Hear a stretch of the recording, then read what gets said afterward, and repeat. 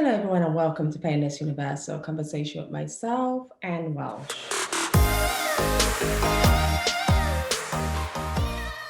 Today, I'll be talking to Mrs. Tenisha Williams, based out in Miami, Florida, about the success of her real estate business, how she managed to turn this around, going through the difficult pain she had to go endure, and to make this business a success.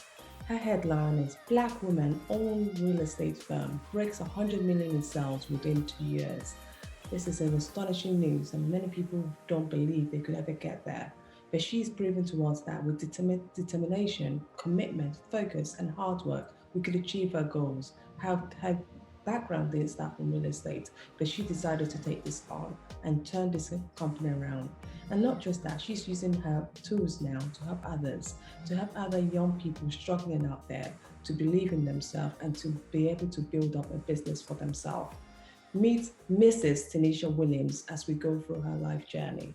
So, hello everyone, and welcome to Painless Universal Conversation with myself and Welsh. I have the amazing Miss Tenisha Williams here with me. As I said in my intro, she is just someone of, I would definitely call a boss lady, and I hope everyone who listens in today will learn a one or two things on how to turn your business around and how to make it consistent and grow yourself and grow your business. Miss Tenisha Williams, I was honestly honored to when I read your profile about the work you've done and the work you're doing for others, not just yourself, but for others. Before we go into all of that, can you just tell us a little bit about who are you? Ooh, who am I? First and foremost, I am a woman of God. Definitely, I'm a wife of 9 years. I'm a mother of four. I'm a broker and mentor to 150 agents, and I'm just so much, so many things to so many people. I graduated from Florida A&M University. Um, Former teenage mom, and I'm someone who is definitely on the move to make a difference. Ah, What I don't want to go into your success story because that is just truly amazing how you started, and I think people need to understand that it didn't just happen overnight. Can you just tell us a little bit about your deep background, like what got you on this path? What was your background originally like when you were growing up? Okay. Well, I like to say that my background is a little bit of a roller coaster, right? I was originally born in Dallas, Texas, and we actually moved to South Florida when I was around 6 years old. And we had a great family life, definitely a great family life early on. But as I approached my preteen years, to be honest with you, that's when I discovered that my dad had a drug addiction problem. So it wasn't the norm, because normally, when people are on drugs, you think, okay, you're just strung out and things like that. But we never talk about binge users. We never talk about the people that actually can function and then they fall off, right? So we would have great times, we would have great family times, but then it could be a situation where my dad would go out to the store and just not come home for a week, 2 weeks, 3 weeks. So we just never knew. And at that, I have a sister who's about 7 years older than me, and she was out of the house and gone to college. So it was just my mom and I, and my dad was a truck driver. So at that time, going through with my mom and having happy times, and there was always people in the house because she loved taking care of others. But again, you never knew every other month if dad was going to come home or not. And that was something that I dealt with a lot throughout my childhood. I've seen a lot of things, had to endure a lot of things, and it was a lot of highs and lows, Wow. which to me contribute a lot to my teenage pregnancy.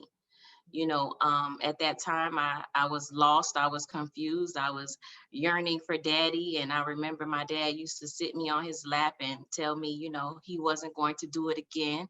And then again would happen.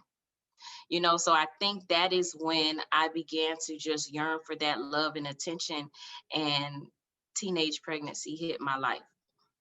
I got pregnant when I was 15 years old, and I had my daughter when I was 16. Wow. That must have been a life-changing moment for you when you actually, because when we actually have a baby, I always say to people, because I have two kids myself, and it changes your life forever. I mean, it's no Yeah. longer the same. How did you really start to separate that daddy's love is now different from this new baby I now have? I now have to take responsible. I can't worry about what daddy is doing anymore, and now take ownership of my little baby. How did you do that? Well, I didn't have a choice because I thank God for my mom because she instilled in me early on. She had a rule and she said, you know what?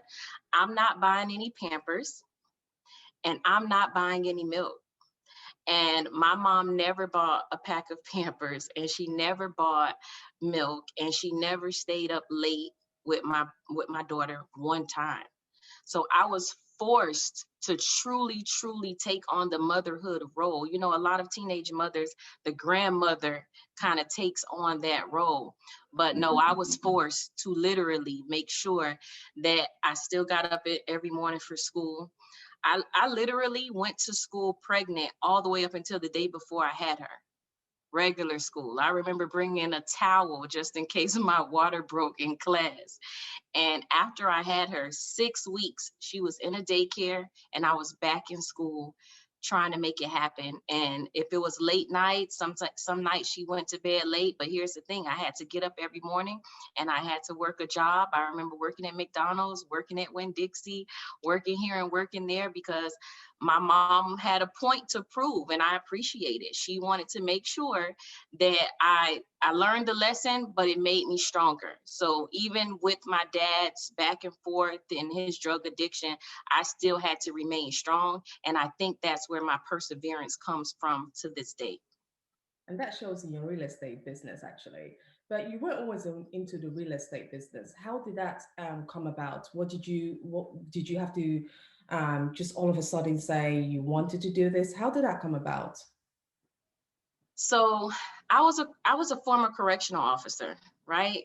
Literally working in the jails with criminals, right? Males. And I just knew, to be honest with you, that that was not my God given purpose. I knew that that could not be the purpose for my life. And I told my husband, and I said, "Hey, we wanted to read The Purpose Driven Life because I said, I know that this is not my purpose and I want to tap into it. So I kind of got slightly depressed in search of my purpose. And my husband and I bought our first house. And as we went through the process, I was so involved and I loved it. And I literally just learned so much throughout that process. And when we finished, I immediately said, this is it. This is it. I can do this. I can be a realtor. And I did the 7-day crash course, took off from work, passed on the first try. And when I tell you the rest is history, because I just took off. And at that point, because I was so happy that I found my purpose, I decided to coin myself as your favored realtor and not favorite, because if you're familiar, you know that favor is totally different from just being a favorite. And I said, before I sold one house, I'm going to be your favorite realtor because I knew that it was only going to be the favor of God that was going to truly ensure that I was going to be successful in this business. You're telling me that buying a house with your husband, which a lot of people shy away from. I remember when we bought our first house, I wasn't involved at all. I was only thinking about the design phase. But you were telling me just that process of buying a house with your husband was what got that dream and passion. I'm really happy that you said that because a lot of people struggle to find what their true passion is. But sometimes the Yeah. passion is just around you. Is your true calling is just around you. But sometimes you just need something to spark and bring that out. So when that happened and you bought your first you bought your first house with your husband, how did it go? How that did that transpire? Because I know it's always like you did the crash course, but what next? What happened next? That now in 2 years your company is now making 100 million in sales. Please tell me. Well, I had to juggle so much. This initially happened in 2015 because you have to be a sales associate before you become a broker. So I was a full-time correctional officer, a part-time realtor, full-time wife, and full-time mother of two because we have a blended family. And that is a whole nother hurdle within itself. So I had to find balance. But I'll tell you this, I allowed the passion to lead me.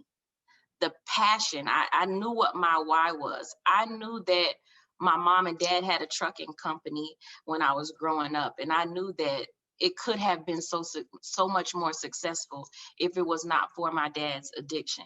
So I just felt like it's my time to break generational curses. It's my time to build legacy. And that was my passion. So even if I worked 40 hours in corrections, I didn't mind putting another 25 hours in real estate.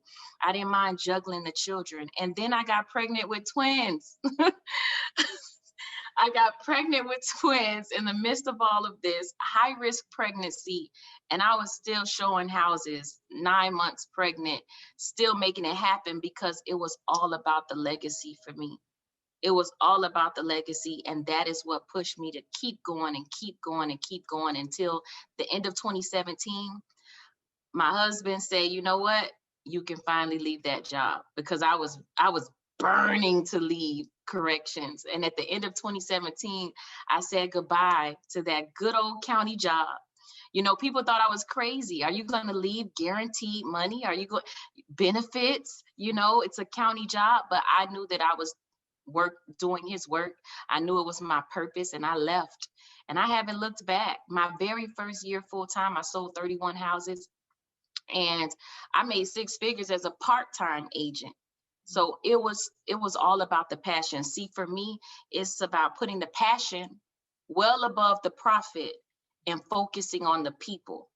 Because when I started handing keys to first generation homeowners, that's when I realized that it's so much bigger than real estate. Wow, that is such a true. Wow, I was just still in shock because I really hope anyone listening would honestly understand the beauty in passion, because I always say to people, you never get to where you are if you're doing something you absolutely hate. You just can't get up in the morning. There's just no way you're getting up in the morning to do that. Neither, and I think your mother installed something in you that you must give her that credit. I want to give her that credit for her not helping you out, because that you're with that she installed hard work in you. You're not afraid of Yes. that hard work. Okay, this, because that's my next question, is all about the hard work. When you finally left, tell me about the hard work that goes with it, because a lot of people think, oh yeah, she's made it, it must have been so easy. But I always say to people, it's not just that. As much as you're passionate, but I'm sure that came with a lots of consistency, lots of focus, managing staffs as well. How did you manage all of that from your, from your humble background? How did you know to manage, deal with all these challenges that were thrown in your way from now on in a successful business? I tell people all of the time, to whom much is given, much is required. You know, you people see the glory, but they don't know the story. It's a lot of blood, sweat, and tears that comes along with anybody who was not born into money, right? We have to literally work so hard. I remember working till the sun, way past the sun going down, seeing the sun come up. I mean, as recently as last night. Last night, my husband and I, we went to bed at almost 3 a.m. and I was up training agents by 7. So it takes hard work. It takes grit. It takes perseverance. It takes discipline. It takes discipline. I tell my agents all the time, here's the thing. Commitment and consistency equals commission checks. Those are my 4 C's that I tell them. Because without commitment and without consistency, you cannot be successful in any business. You have to learn to be disciplined. And I had to learn that myself, to be honest with you. You know, at the very beginning of Elite Realty Partners, I may not have been as disciplined as I am now, but I never want to be a hypocrite. So in order to practice what I preach, I had to do some personal development within myself. So what's your message to other women who are looking up to you right now and saying that, oh, I wish I could have everything she has right now. Look what she's just built. What would be your message to them? Don't give up. Don't give up. Even when it's hard, even when it feels like the world is on your shoulders, you could just be one day from your breakthrough. Just one day. I remember just a couple weeks ago, and I was telling my husband, I said, I don't know if I want to do this anymore. I just want, this regular life is so hard, it's so much. And he encouraged me. And then 2 weeks later, Black Enterprise happened. So don't give up, because you never know how close you are to your breakthrough. If it were easy, everybody would be doing it. And I like to say women are made different. That's why men can't understand us. We can bear children and we can wear the world on our shoulders and still do it gracefully with a smile. So I tell women all over the world, do not give up. Stay focused, because your breakthrough is coming. Your firm is one of the largest. It says that you've established and grown the largest Black-owned real estate brokerage firm in Miami. Where you are. So all of it. When you wake up in the morning and you think of everything you've done, what inspires you to keep going? So in South Florida, we are African Americans in particular are highly underrepresented. We're not in the real estate magazines. We're not in the real estate newspapers. Real estate just doesn't have our face on it here in South Florida. So I like to say Elite Realty Partners is involuntarily yet unapologetically an all minority brokerage. And the mission behind that is to change the narrative here in South Florida, to truly promote financial literacy, but not only democracy in housing, but democracy in real estate. Because there is still so much discrimination that's going on in real estate right now in 2021. But I believe with Elite Realty Partners, where I say there's no agent is an island, we work together as a team, we can change the narrative. We can get the representation that we deserve, because we are working just as hard as anybody else in this business. That's what pushes me. That's yeah, that is very true because you can only be the change you want to see, and the change always starts with yourself, and your kids will look up to you. And if you don't make that change, it will still be the same story 20 years from now. We'll still be hoping and wishing. But I always say to people, you have to start today to make that change. Yes. The little changes you make. Um, I don't see you slowing down at all. I think I only see bigger and better things for you. So what next for you, Tanisha? What next what have you got plans for what you do and your business as well? What next? When I think of Elite, because everything moves so fast, everything moves so fast. I mean, I don't even recruit, Miss Welch, and we have 150 agents. A lot of brokerages, they're emailing and they're texting new agents to recruit, and we don't do that. So we're moving so fast. So it's like, I'm trying to keep up, because I don't know what's next, but I do know that who you are personally spills over into who you are in business. So I'm not just trying to groom my agents to sell real estate. I'm trying to personally develop them. So it's not just about selling houses. We become investors. We start creating real estate portfolios for our families and building legacy. So for me, I see Elite Realty Partners, creating hedge funds and getting into the community and rolling up our sleeves and buying apartment buildings and complexes for low income families. That's what I see. Because if we can start there and we can build children who don't currently have hope and give them hope, man, this can become global, right? And that is really where I see Elite Realty Partners helping the community, helping families, because it's really all about each one teach one. So well beyond real estate, it's truly about community for me. And have you managed with the pandemic, with the virus and everything going on? Have you managed to navigate your success of the past few years and going on to 2021, how are you navigating all of that? Because that's quite a big issue here. Yeah, it's hard because at Elite, we're like a family. So we used to train together and we're so used to being together. And now everything is virtual via Zoom. And to now not have that interaction with all of the agents, it does something to me. I want to know who they are. Every interview, they have the interview with me because I want to be personable. And it's hard to do that via Zoom, right? The office isn't officially open because of COVID-19. And luckily, we haven't lost any lives within Elite, but we have had many COVID cases within our brokerage too.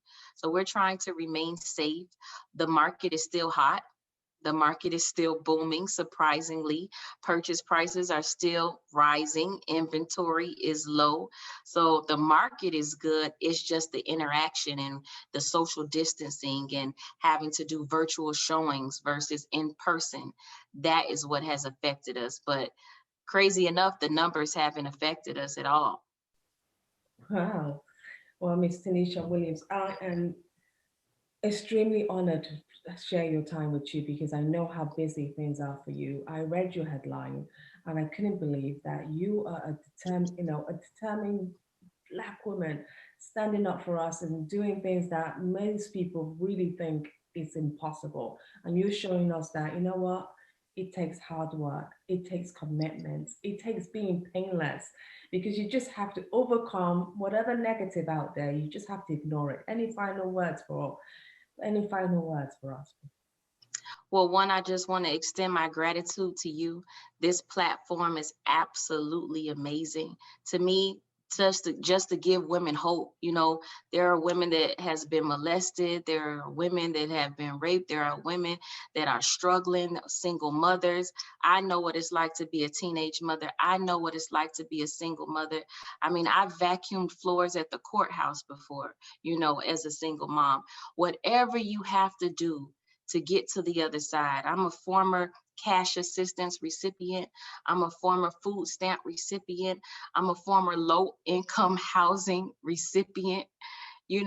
Never think that you're dreaming too big. See, if your dreams don't scare you, that means you aren't dreaming big enough. So I just want everybody who's listening to don't stop dreaming, work every day towards your goals, because that is going to take you one step closer to touching that success that you're longing for. You can do it. Trust me, you can do it. Well, thank you so much for your kind word, Miss Tenisha Williams, and I wish you all the best. And hopefully, when I'm next in Miami, Florida, I get to see you, and we could show me your business, and we could do a proper conversation there that way. Thank you so much for your time. Right? No, thank you. Be blessed. Thank you. Thank you.